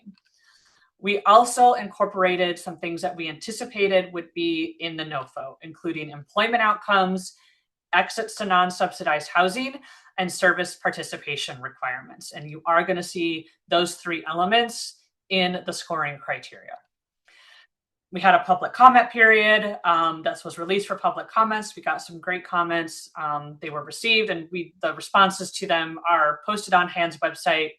For those that submitted a public comment that identified themselves, they received those responses directly as well. Okay, I'm going to talk about this new scoring criteria. Again, please read the application materials closely because I'm not going to have time to go through everything line by line, but I do want to highlight some of the more significant changes to the scoring criteria. So the first one is, and this applies to our housing projects. So PSH, rapid joint component projects, there's some increased scoring criteria related to people in the programs gaining employment income. So we'll look at both people who exit the program and people who stayed in the program as of the end of 2025. So there's new elements in scoring related to employment income. This aligns with HUD. HUD's priorities. HUD will be awarding the CoC points in our CoC application if we can demonstrate that we evaluate projects on their ability to increase employment for program participants. So these are new elements that have been added. We did try to keep the point value relatively low because we know it is a new criteria. We do also locally have other measures related to increasing non-employment income, like getting benefits, health insurance, those kinds of things for our own local purposes.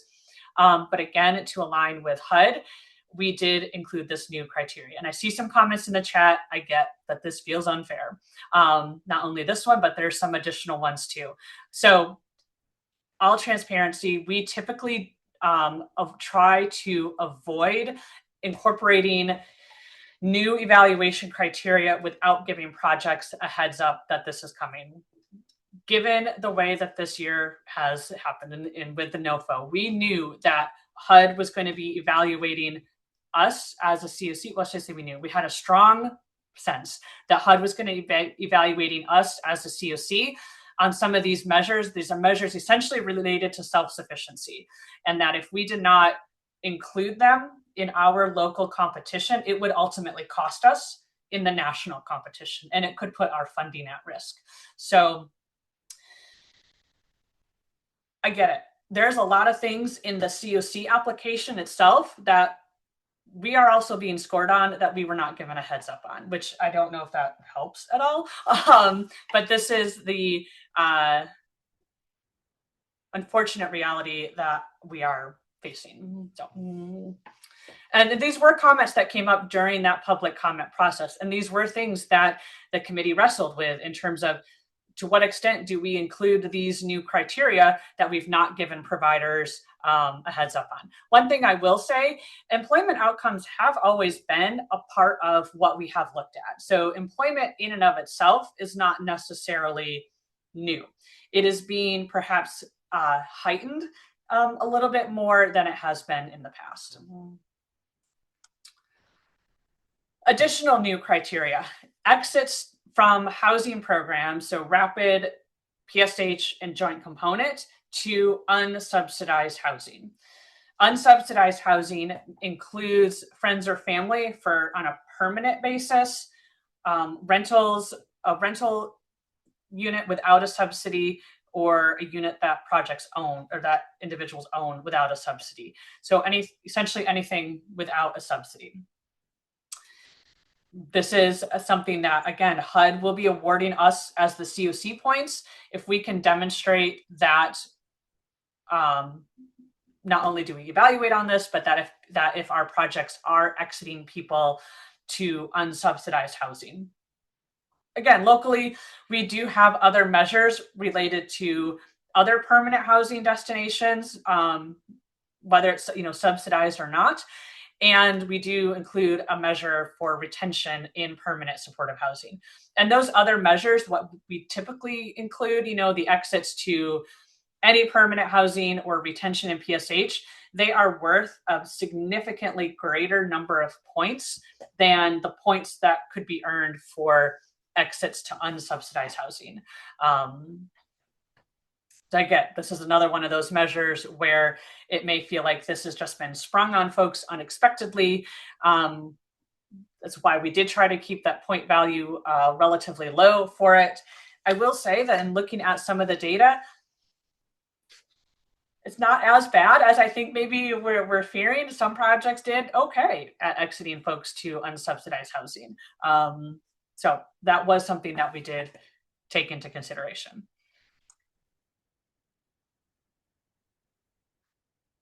Okay, this new scored criteria, this is one of the bigger ones. Well, it's probably the biggest one. And this has to do with service participation requirements. So again, now what I'm talking about here is not specifically the 20 hours service participation. This is more general and more broad. So again, HUD is going to be awarding the CoC points if we can demonstrate that we are evaluating projects on the extent to which they require service participation. So in the renewal applications, this is a yes or no response. The question is, will this project begin implementing service participation requirements starting no later than the beginning of its FY26 grant term? So again, start talking about starting in 2027. It's a yes or no response. There's nothing additional that has to be submitted. The yes response is worded slightly differently for DV projects. So we have 3 projects that are funded with DV funding. Their yes response is a little bit different because there are other laws, VAWA, VOCA, other federal requirements that may impact their ability to require people fleeing DV to participate in services. So we tried to be intentional in our language there and just noting that a yes response for them could be yes to the extent that they don't conflict with other federal requirements related to serving people fleeing domestic violence. So this question,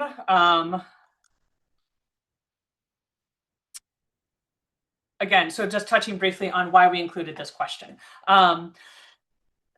Again, HUD is going to be awarding the CoC points for demonstrating that we evaluate our projects on this question. HUD is going to be also awarding points in a separate kind of point category based on the percentage of projects that indicate they require service participation.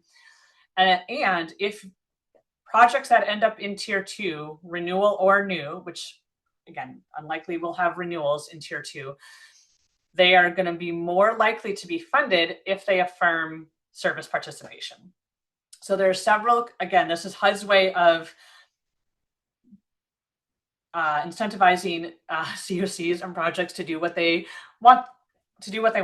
They are, tying likelihood of getting funding to the extent to which your project will require service participation.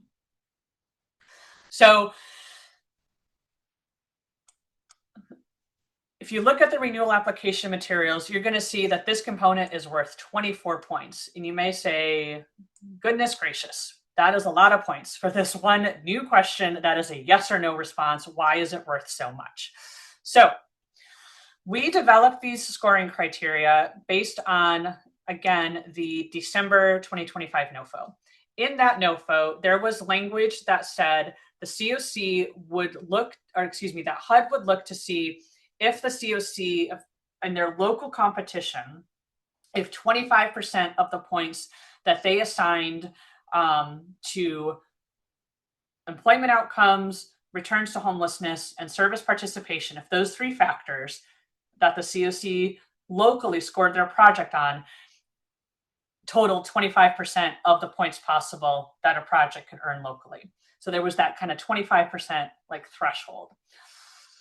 So given that, we made this question worth a significant number of points, so that with this question combined with employment outcomes and returns to homelessness, so that the point value for those three factors totaled 25% of the total points possible. If we had made this question worth less, that would mean that the employment outcomes and the returns to homelessness measure would have had to have been worth a greater number of points, and would have caused the project to have a greater number of points that they could lose, because you can't go back and change what happened right in the past. We're looking back over 2025. So we viewed this as this question, this yes or no question, the agency has direct control over. Like, you can control how you answer to this question. You could choose to answer no if you want to not get those 24 points. On the other hand, you can't go back and change your employment outcomes, your returns to homelessness outcomes, because that has happened in the past and is kind of over and done with. So when we were looking at this, we wanted to try to do so in a way that gave the project applicant as much control as possible. Now, in this current NOFO, that 25% threshold language is not there. HUD is still going to score us on our demonstration that we evaluate projects on if they require service participation, but that, it has to be worth 25%. That language specifically is not there. Now, we did not go back and change our scoring rubric in light of that, so it is still worth this significant number of points. But again, this is one of those elements that you, as the applicant agency, do have control over. If answering yes to this question is not something you feel comfortable with, technically you could still pass our scoring threshold. The math would still work if you feel like I have going to perform really well on my data and kind of take the risk that I'm going to answer no and not get these 24 points. Again, that's a choice that you could make. What I guess I'm trying to emphasize is the data that we're going to be evaluating on, you cannot change. You have no more essentially control over it right now today. You do have control over how you choose to respond to this question. And we do anticipate that in eSNAPs, for projects that are submitted, whether new or renewal, this question or a similar question will be in eSNAPs. Probably a yes or no, and likely if you answer yes, that HUD is going to expect you to provide a service participation agreement document.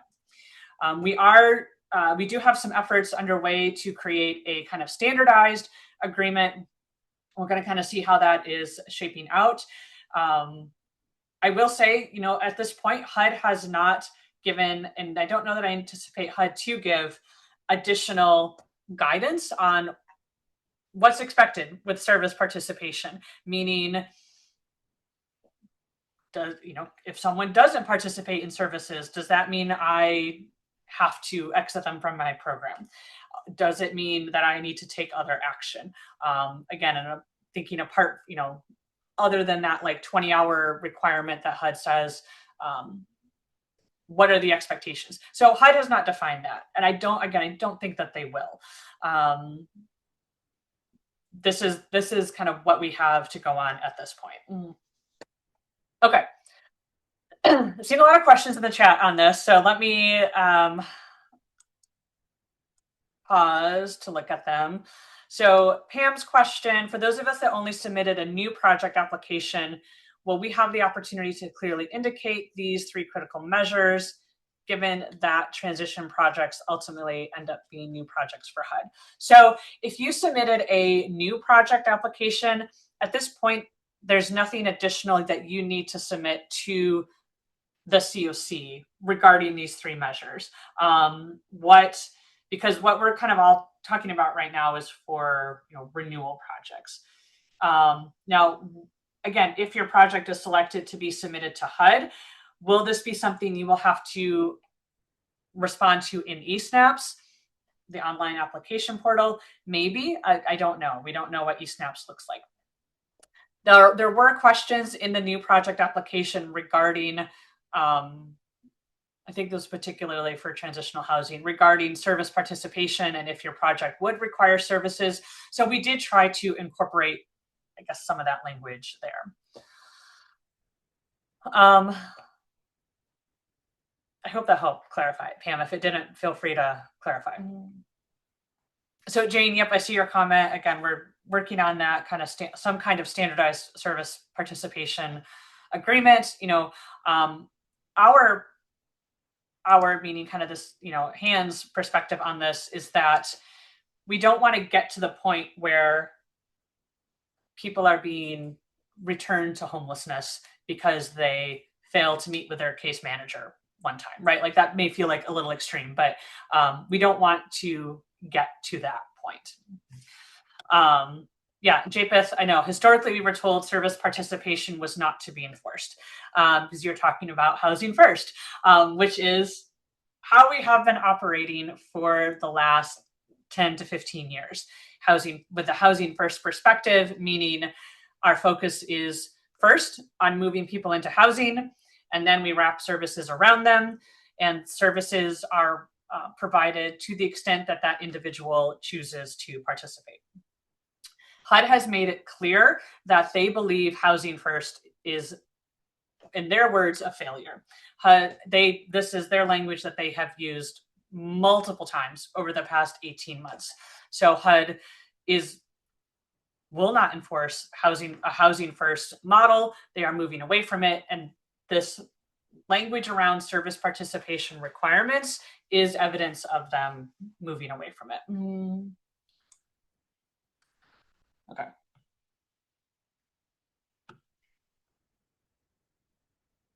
Okay. There's some additional new scored criteria. This is specifically for our YHDP renewals, or Youth Homelessness Demonstration Program renewals.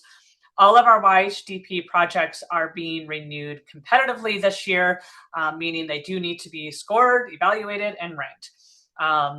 So there is new evaluation criteria for our YHDP projects. Again, these are detailed in the application materials. So given we're kind of maybe running a little bit short on time, I would say if you are a YHDP subrecipient or recipient, please just be sure that you've reviewed that new criteria for YHDP projects. Okay, I'm going to take a moment to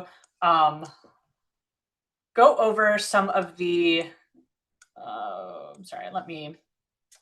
of the details of the application form itself. So this document, I sent it out via email on June 8th.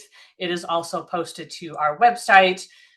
I know some of you have already started working on it because I've gotten questions. I'm not going to walk through everything related to this, but there are some things that I do want to highlight, particularly things that might be a little different this year. So in general, when you see these renewal applications, and again, you're going to submit a renewal application for every current project you currently have that's expiring in 2027. And when you select, sorry, am I on the right page? I'm sorry, I need to scroll up just a little bit. You're going to be submitting your application for the project type it currently is. So these applications are structured where there's kind of the organizational application part, and then there's the project application part. So you're going to submit one organizational application and one set of attachments, 1 through 12, as they apply. Some of them may not apply, kind of one set for you as an organization.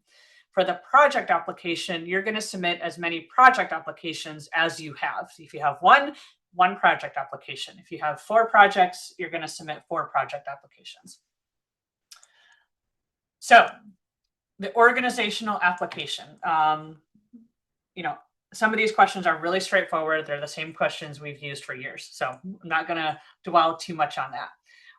What I do want to point out in the organizational application questions 4 to 13, these are new or modified questions regarding persons with lived experience, how they are incorporated in your agency and like staffing structures, and how you get feedback from the people that you serve. So there's about 10 questions related to this. Some are just a checkbox, you check things off. Some do require a short, paragraph or two narrative responses. And there's 2 instances where if you have an attachment, to attach it.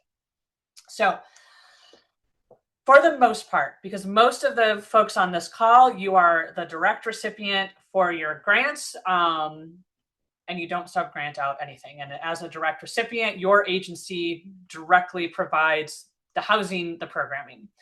In that case, you are going to answer these questions, organizational questions 4 through 13, once. You're going to answer them once in the organizational application. And then you are going to include the appropriate attachments. It's going to be attachment 11 and or attachment 12 to the organizational question, because this is just asking in general for you as an organization, how do you go about doing these things?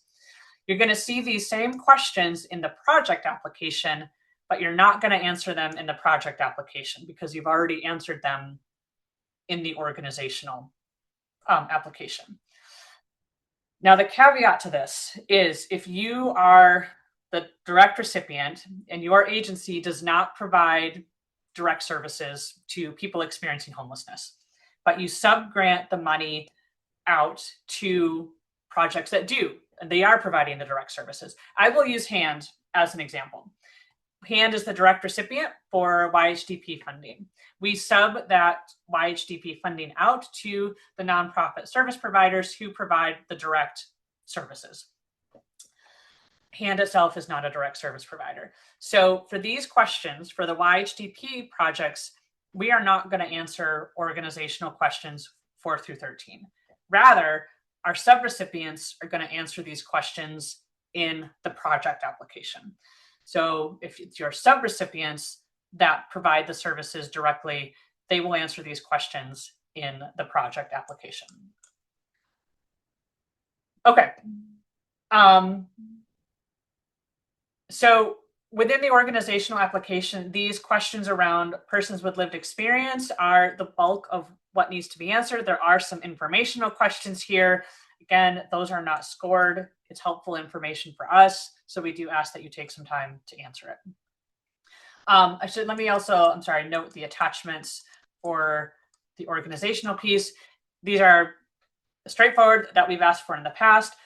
Most current audits, monitoring reports. You may not have city or HUD CoC audits or monitoring reports, which is fine. Just select NA. And then obviously we do need the documentation. If you've had a person, current or formerly homeless person on your board, we do ask for documentation of that for both the recipient and the subrecipient, and then obviously the signature pages. So again, just one set of these attachments. Yes, Jane. What was the impetus, and is it in the HUD consolidated application, for some of these questions about paying people with lived experience? Mm-hmm. Where does that come from? I mean, a lot of organizations are much bigger than homeless programs. And mm-hmm. even though homeless programs are an important part of their portfolio, it's not the largest part of their portfolio. Yeah. Yeah. So all of the questions around persons with lived experience were developed with our Persons with Lived Experience Leadership Council. So these are questions based on what they identified as being important for these organizations to address or to strive for. So it really came out of their own experience as current or former person served by the homeless response system. Right. And I can understand why the advocates would want to see that for homeless programs. Mhm. But large organizations that are much bigger than homeless programs, that seems like kind of a, I'm not sure what the word is. I mean, I can't think of the word. I don't want to offend anybody, but that's I would say a reach. Okay. I mean, I'm thinking of my agency in particular. You know, there's Medicaid funding and licensing we have to look at, and union. I mean, Yep. it's bigger than that. It's Sure. not as, yeah.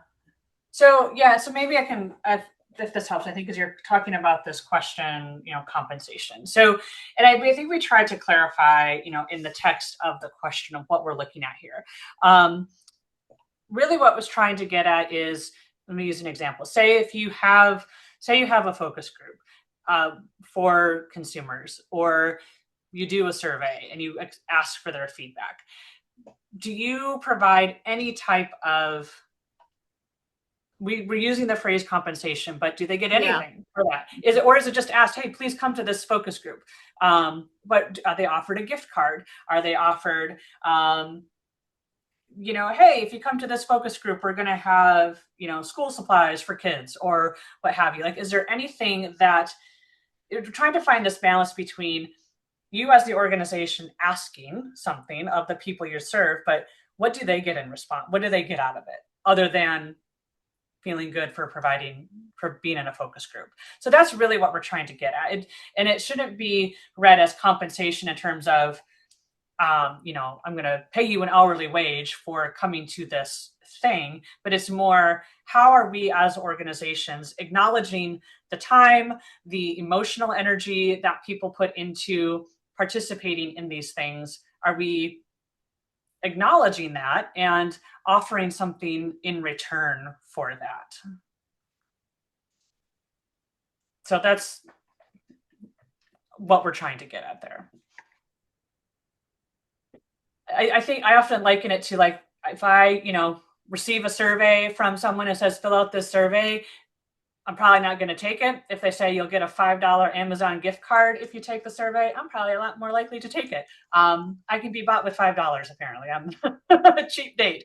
But I don't know if that's the best example, but that's kind of, I think, along the lines of what we're thinking. I'm wondering, though, if it might be more equitable if it wasn't just people with lived experience that receive compensation, but consumers of mental health, behavioral health services, or other clients who participate in those activities, that instead of just limiting it to people with lived experience with homelessness, especially since you're asking it not about the homeless program, but about the agency. Sure, I understand that. At the same time, you are applying for homeless program funding. So it is about the agency, but you as an agency are receiving homeless program funding. So yeah, but I understand. I hear what you're saying. Yeah. And as every year we look at these criteria. And so if there's a room that things that we need to change in future years, we will. Okay. I do want to kind of keep going here. We may run a little bit long. I see some questions in the chat that I do want to address if we have time. So if you're able to, we might go a little past 12, just kind of giving that heads up. Okay. So for the renewal application, again, you're going to submit one renewal application for every renewal project you currently have. When it says project component type, you're selecting the type of program you are currently operating. You will see standalone transitional housing is not even on this list because we do not currently have any standalone transitional housing programs, even if that's what you may be transitioning to. You're going to submit this for the project that you currently are.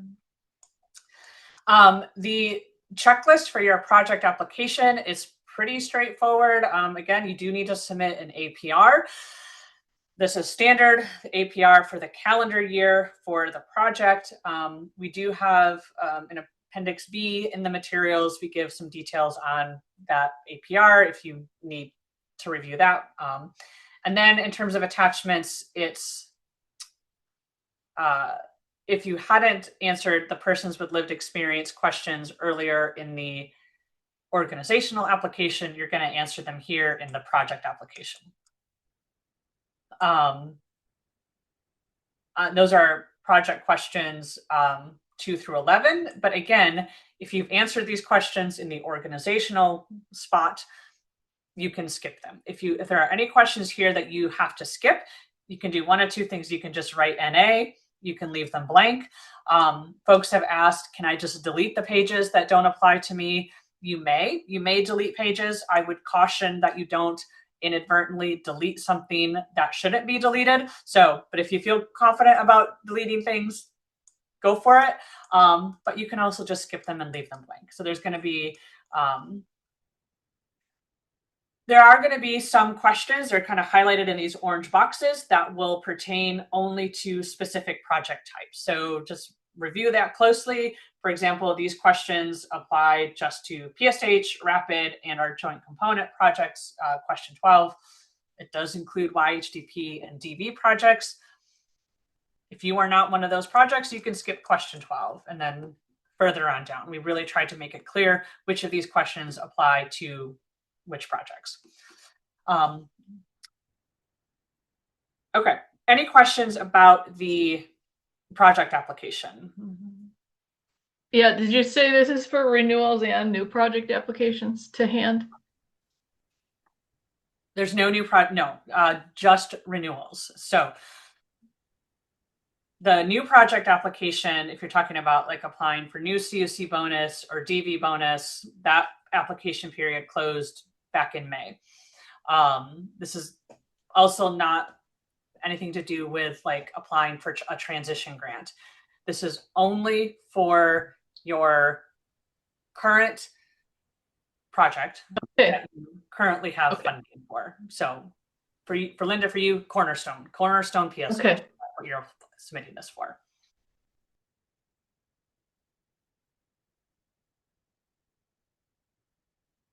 Okay.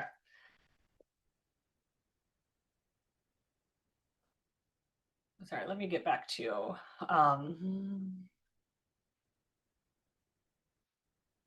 okay, some additional things to keep in mind when you are submitting these applications. Please be sure that not only you submit everything on time, but that you submit the correct items on time.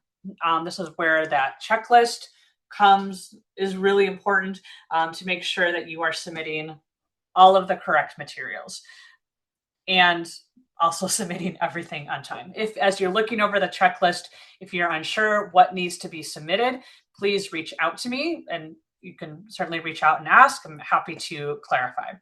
Again, late means any time after 11:59 p.m. on June 30th. So anything after that is considered late. We will deduct points for anything that is submitted late. We give details in the application materials on how points are deducted.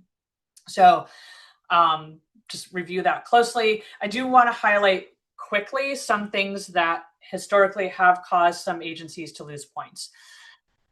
When it comes to your audit materials, your A133 audit, if that applies to you, or your agency financial audit, we are asking for the most recent. And to clarify as well, if you have an audit that is not yet finalized, or maybe it hasn't yet gone to your board for approval, that's not necessarily what we're looking for, because we know that your board has to approve it before it's finalized. We're looking for what has been the most recently completed, meaning it's final, it's all said and done. What I always do every year when these materials are submitted, I look at the audit that you submitted last year for what period ending. And if it's the same, I will reach out to you and say, is this true? Like, maybe depending on the time frame. I know it takes a while for audits to get finished, like the timing sometimes doesn't align. So for example, if you submit to me your application materials, your audit for your fiscal year ending June 30th of 2024, and if that's also what you submitted last year, I will reach out and say, is this your most current audit? And you may say, yep, our next one isn't done yet. Like, okay, fine. But if your response is, oh no, we have a fiscal year audit that ended June 30th, 2025, that one has also been completed, you will lose points for not having submitted the most recent audit. So I would encourage you to look back at what you submitted to me last year, and or check with your finance folks to know what is the most current audit that we have that has been completed. Also, please pay close attention to the signature page. This needs to be completed by both the organization that is the direct recipient and a subrecipient. If you have a subrecipient, please be sure that there's a spot for the project name. Please be sure that that is filled out. What I've seen happen in the past is that either the project name is left blank or the incorrect project name is given. We really need, that needs to be filled out accurately, because this signature page that you're signing off to is kind of on a project by project basis based on everything that's in that signature page that you are attesting to for that project. So we need that project name line to be filled out correctly. Lastly, but not lastly, when we are asking for documentation of people with lived experience, this applies to both the recipient and a subrecipient. There's a couple of different ways that you can document this. This is also detailed in the application materials. If you submit a board roster, which is totally fine, you do need to somehow identify on that roster who is the person with lived experience. This can be done either by highlighting the name. Sometimes, if you list like affiliations of board members, makes it clear. But if you just send me a list of names, I'm not going to know who on that list is the person with lived experience. So it has to be clear somehow. And again, as we have always done, we recognize that some people on your board, if your persons with lived experience, may choose to remain anonymous.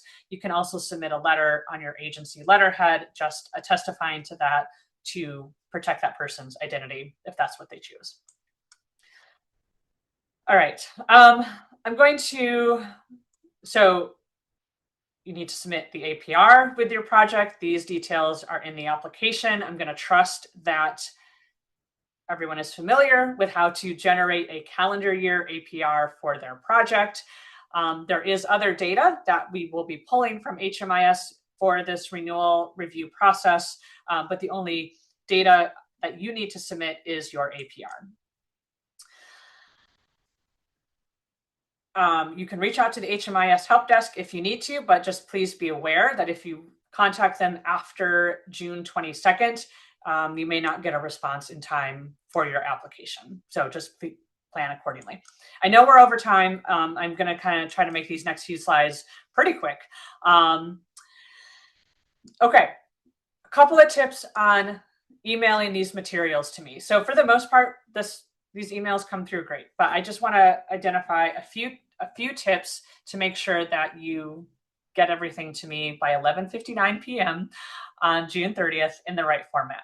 So you may have a lot of materials to submit. So some tips on how to get them to me. These are all being emailed. The first is that you can put everything together in one big PDF file. You can scan all the documents, the application, all the attachments in one PDF, name it something obvious and clear, and email that one PDF to me. Another way that you could do this is that you could assemble things in different zip files. So in this example, this is an agency that has their organizational application and attachments in one zip file, and then they had 3 project applications. And they put each of those project applications and attachments in a separate zip file, and they emailed that whole thing to me. That is also a way to do it. A third way to do it is that you can send multiple emails, with each email, having attachments maybe specific to one project. If you do this, I would ask that you make it clear in like the email subject line or the body of the email how many emails you are sending and what is attached to this current email. Just so I know, okay, this email has project application for project A and attachments for project A. Just make it clear. Okay, everything, all of these materials are on HAN's website. I think folks are likely familiar with our website. I will drop it in the chat, but I think folks probably already have this. Just know the main packet of information is there as a PDF. The application form itself is available as a Word document. I do intend to publish self-scoring tools like we normally do. Those are just not ready yet. Hope to get them ready by next week.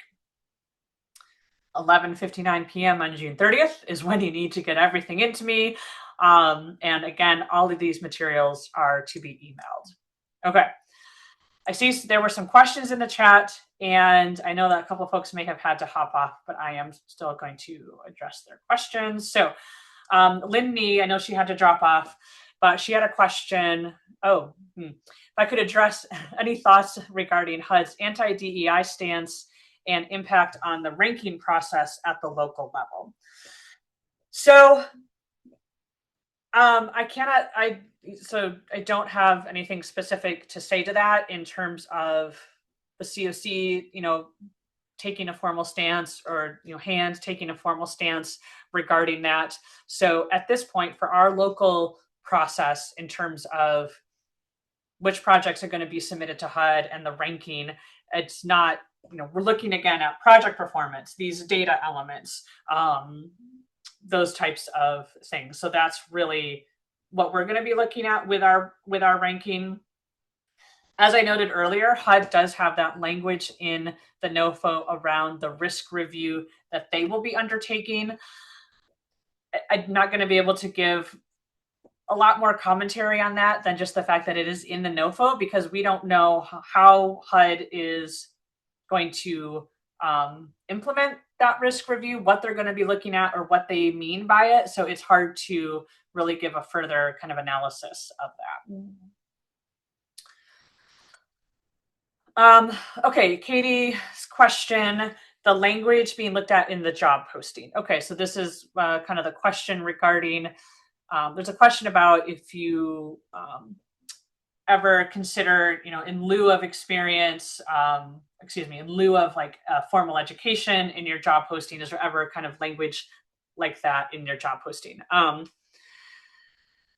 What if an agency has education requirements, but also states a preference for lived experience? So yeah, Katie, I think you're coalescing around sort of what we would be looking for. Sort of the heart of that question is, does the agency implement any, I don't know if flexibilities is the right word, but to what extent do you take into consideration what a person may bring to a position other than a formal degree, right? Like when you are looking at candidates for job postings, do you as an agency only look at, do you have XY degree, or are there other aspects that you as an agency would take into consideration when making hiring choices?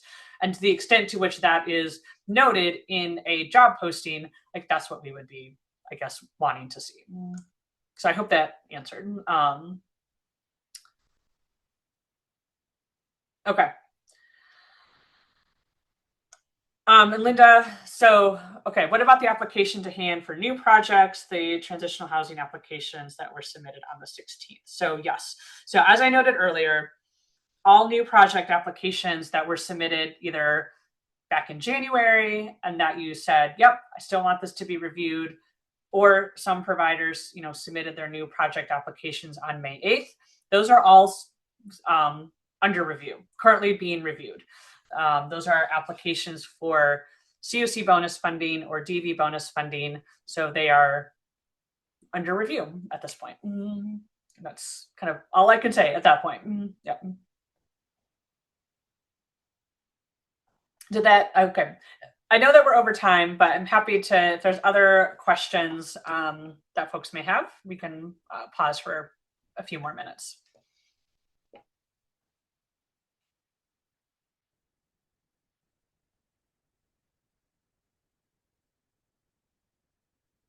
Okay. All right. I know this was a lot of information, and I get to that your head might still be kind of spinning with all of these different moving parts. So please do not hesitate to reach out to me. Give me a call, send me an email. Happy to kind of further explain things, talk through things more, and thank you all. This has been a wild year, but I appreciate all the work that you're doing, and we're gonna get through this together. So thanks all.